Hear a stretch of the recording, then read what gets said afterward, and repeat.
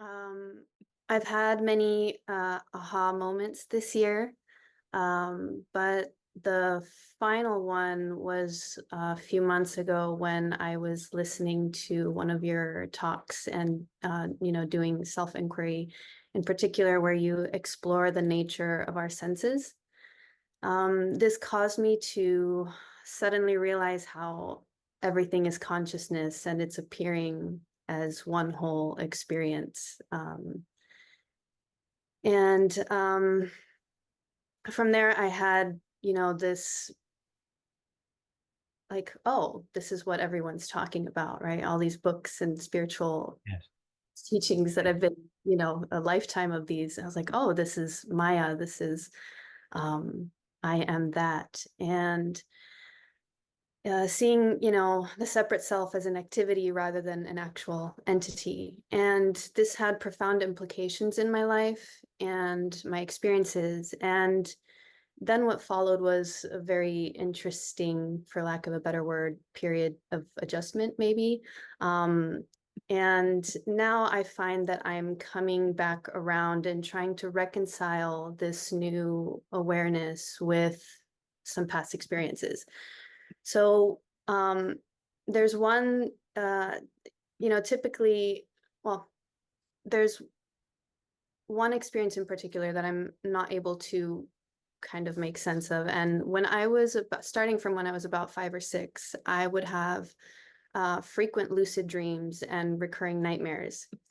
And these recurring nightmares would come to an end when I became lucid, and I would realize that the illusion of the fearful objects within my dream. And I would wake up in the morning with this message or knowing that waking life is similar to my dreams, but with like different rules. It wasn't so much of a verbal thing, but it was like this knowing. And I didn't understand it when I was younger, and I didn't even, try to. But over the years, in seeking truth and trying to understand the nature of reality, I began to analyze them. For example, at some point, I asked why in my dream I could shift objects in my environment or create experiences and make them appear, disappear, and why I couldn't in waking life, and why in waking life there's a consistency in objects. And, from there, I realized that it's because we're in God's dream, and that's why the consistency. Um, there have been other parallels, and generally speaking, my playful lucid dreams were about creating experiences while my recurring nightmares were about releasing them. So what I'm really having a difficult time with now, and just trying to kind of bring these into this new awareness. What is your perspective on any of this? And specifically, if there is no separate self and I am that, and there's technically no doer, who is teaching me and why? And where does the Atman fit in all of this? Okay, that's a lot of questions rolled into one. And To me, it kind of feels like it's all, but yeah, whatever. the connect. I see the connection, but let me start with the lucid dreaming. The dreaming. Yes, you. We could say, as you suggest, that the waking state is a kind of dream, not identical to the dreams we have at night, because the dreams we have at night are just the product of our own individual finite mind. Whereas I would suggest that the waking state world that we experience is the product not of an individual finite mind, but the universal mind or universal consciousness.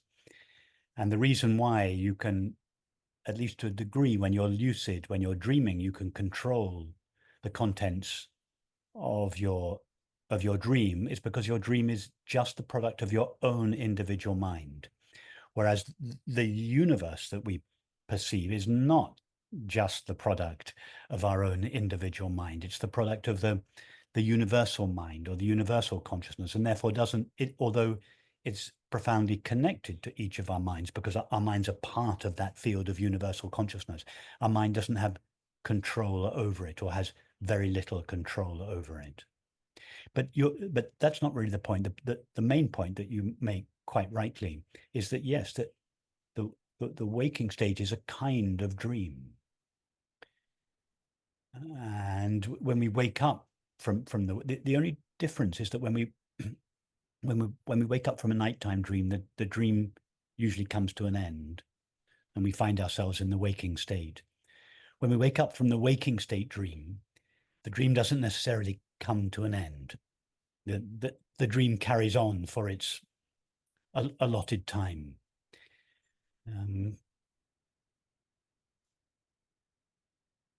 You mentioned Maya. So Maya, as you know, is usually translated illusion, but illusion in common parlance has a kind of pejorative connotation, a negative connotation, and is usually considered synonymous with unreal. And this is a mistake, to equate illusion with unreality. That's a big mistake and has led to so much misunderstanding for those, including myself, who have studied the Vedantic teaching.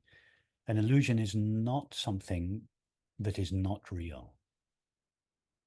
An illusion is something that is real, but it's not what it appears to be. My face on your screen is an illusion. You reach out your hand, you won't touch my face, but you will touch the screen. The screen is, relatively speaking, the reality of my illusory face. So that's an important point, because the belief that if the world is an illusion, therefore it is unreal, it has led many people to reject the world, to reject their body, to reject their experience, to turn away from it. This is not necessary. So that's just a comment on what you said about Maya. What's the Atman got to do with all of this? The Yeah, Atman. thank you. I appreciate this specifying about the illusion. I feel like that's probably very important for me to hear. Yes, the Atman, and also specifically, I'm very curious, why would I receive that? Who you know, like, I'm trying to understand, why would I be getting this? All right. Okay. Let me just respond to both those questions. First of all, the Atman. The Atman just means the self. The soul, right? Just yourself. Because we talk about the soul, then we have to say, well, what do we mean by the soul? The self. Do you not now feel I am myself? Mhm. Everybody feels I am myself all the time. All 8 billion of us have this feeling, I am myself. Everyone feels I am myself. The Atman is ourself, who we are. So most people believe and feel that their self is something temporary and finite, that is confined to dwelling within and generated by the body. So most people have this limited sense of their self, and they conceive God, the ultimate self, as something separate from their self, the param Atman. So we have these two entities, the little self, my individual self, the Atman, and then the universal self, Paramatman. And if the Atman, if we work hard enough, we might unite with the Paramatman. That's like the space in your room, believing that if it worked hard enough, it might one day become the vast space of the universe. It is already that. The little space in each of our rooms is already the one vast infinite space of the universe. The Atman is already the Param Atman. There is only one Atman. So there's no, Sorry, go on. I interrupted you. No, you go on. So there's no in between, because I see the activity of the separate self, and then when I had the experience, I am that. Then maybe that's the ego trying to. That's the ego's interpretation of it. The ego is still conceiving I and that, the two spaces, the space in your room and the space outside your room. And then, as a concession to the belief that the space in your room is the space in your room, we say, I, the space in the room, am that, the universal space. But there is no I and there is no that to be united. There's just the one vast space of the universe. There's just the one vast infinite being. There's no I to be that, and there's no that for the I to be. There's just the So one. really, it's just impossible to speak about any of this because I It's feel like as soon as I start to speak about it, it's Anna, gone. it's not possible to say a single true word. That the highest truth, the highest formulation of truth, I would suggest in all the traditions across all the ages, is I am. If you, that's as good as it gets in language.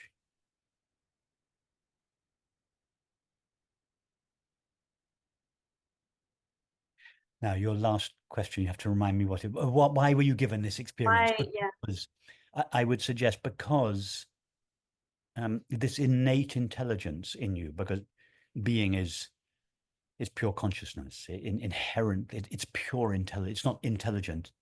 It's not intelligent. It is intelligence. This pure, unlimited intelligence is the very nature of each of us. And one way or another is always trying to draw us into itself, trying to invite us, come back to me, turn around, see me as I am.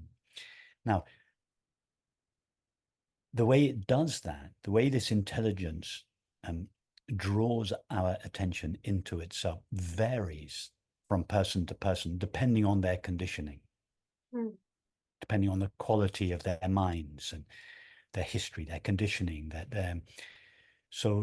But this intelligence is operating on all of us all the time, drawing us into itself. And in you, because of the particular quality of your mind, the sensitivity of your mind as a child, it came to you in this way. It disturbed you. It drew your attention to it in this way. It's thought, Anna, okay, you're a 6-year-old girl, whatever.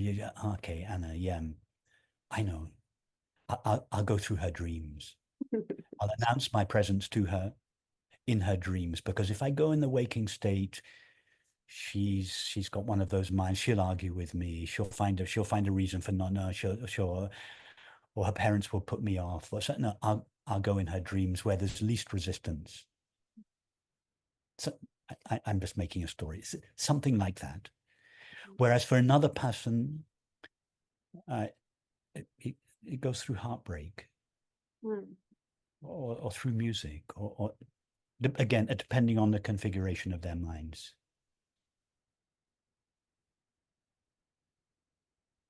Yeah, that's very accurate.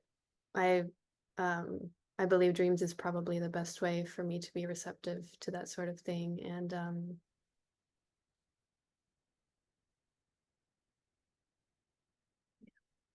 I had one last thing there, but yeah, I'm just so grateful. Thank you, Rupert. You appreciate Nice to meet you, Annie. Thank you. it too.